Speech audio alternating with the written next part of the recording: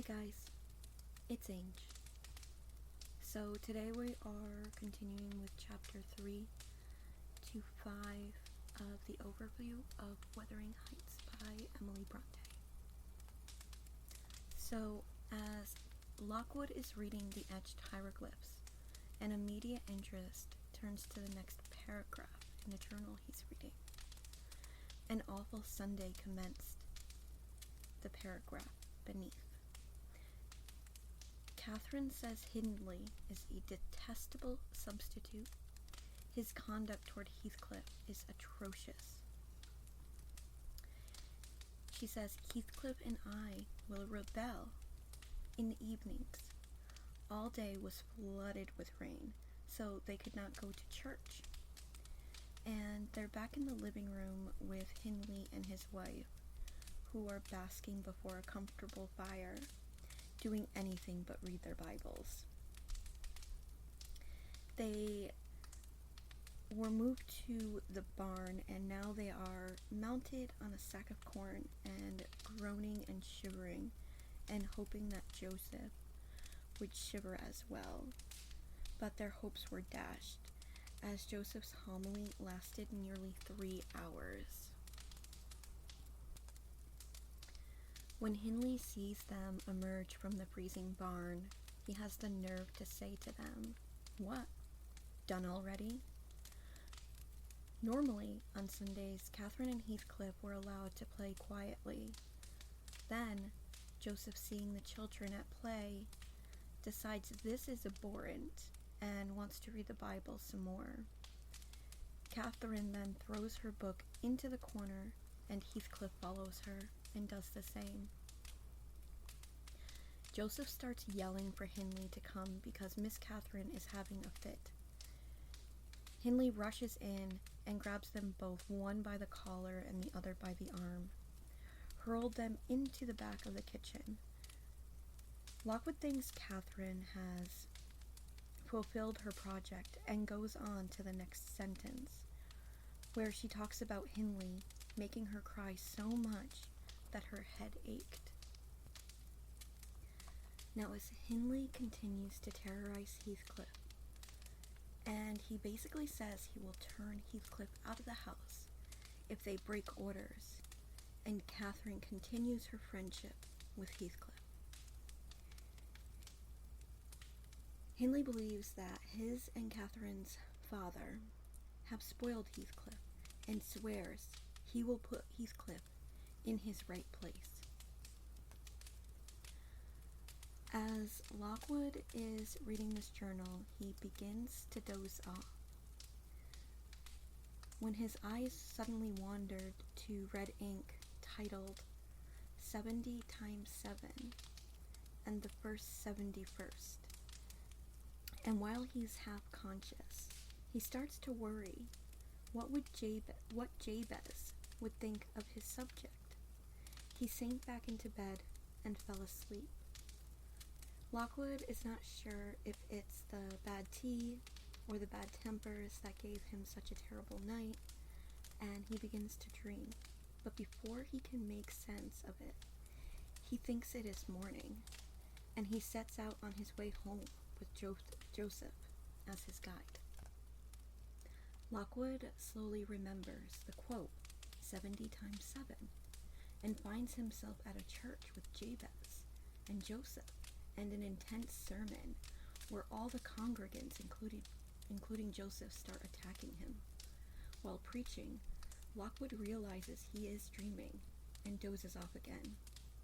This time, he dreams he is in an oak closet, and he distinctly hears a gust of wind and driving snow. Now, he is having an intense horror of a nightmare. Heathcliff comes rushing in. Lockwood, covered in sweat, is sorry for disturbing Heathcliff. Heathcliff is grinding his teeth with anger and demands to know who'd put him in this room, and swears he will put that person out of the house. He responds it was Zillah, and hurriedly grabs his garments.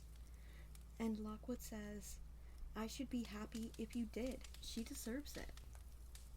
Heathcliff supposes she did this to have more proof that the room was haunted, at Lockwood's expense. Lockwood says, well, it is haunted, and no one will blame you for locking it up, and no one would ever want to sleep here. Heathcliff says, nonsense, go back to sleep. But for heaven's sakes, stop with the noise. There is no excuse for it, except if his throat was being cut. Lockwood is for sure this room is haunted by Catherine.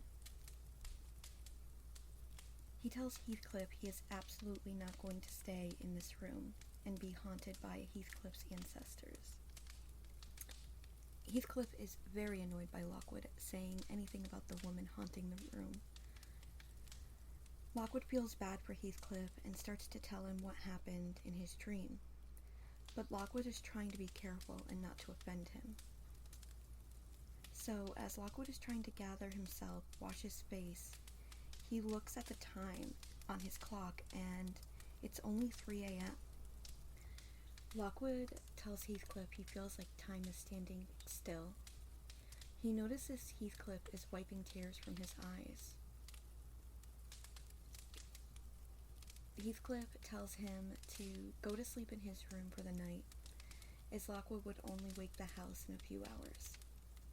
He thanks him and says he would rather walk the grounds until daylight. Lockwood says he should not worry about being bothered by him anymore, and basically he is cured by the thought of society and from now on would much rather entertain himself. Lockwood leaves the room, and Heathcliff says he will meet him in a few minutes. As he walks away, he sees Heathcliff is sobbing in tears. Lockwood feels really bad about sharing his dream with Heathcliff. As Lockwood finds himself in the den, everyone is starting to gather to start the day, and he notices Heathcliff and Mrs. Heathcliff, and they're arguing. Once Heathcliff and Ms. Catherine notice Lockwood, they stop arguing, and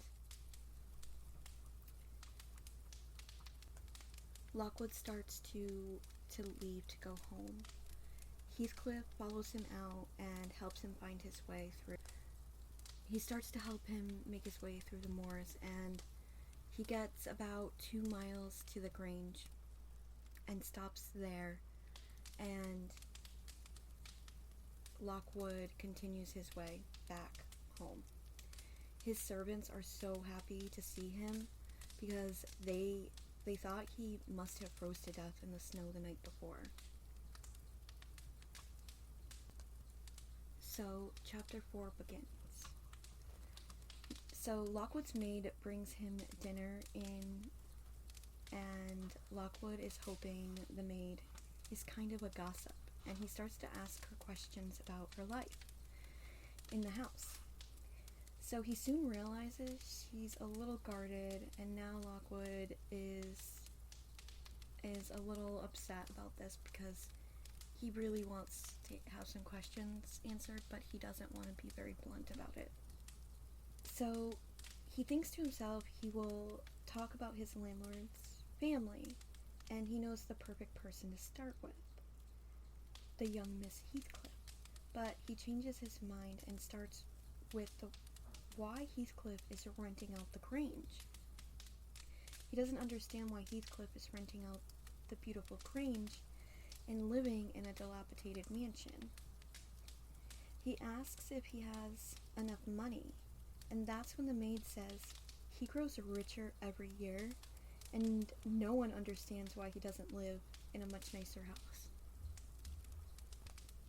So he starts asking the maid about Heathcliff's son, and she tells him of the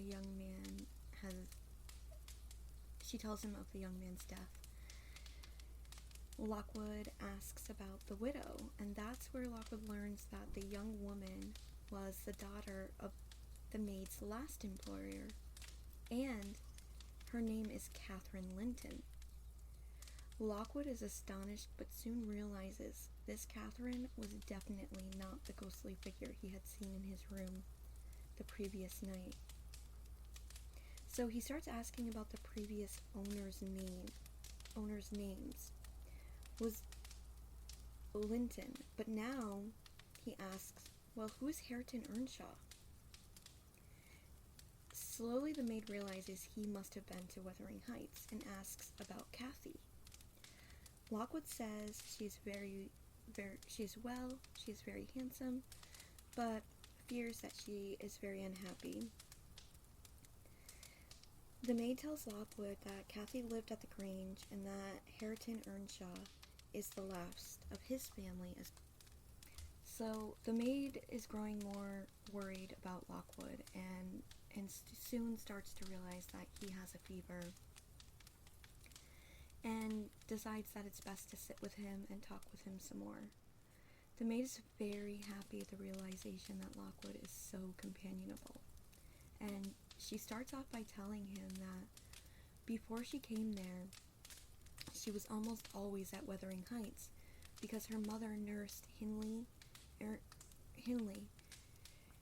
Earnshaw Hareton's father, and she goes on to tell a story of eating breakfast with young Hindley and Catherine, and the father announced that he was going to Liverpool and he wanted to get them a gift.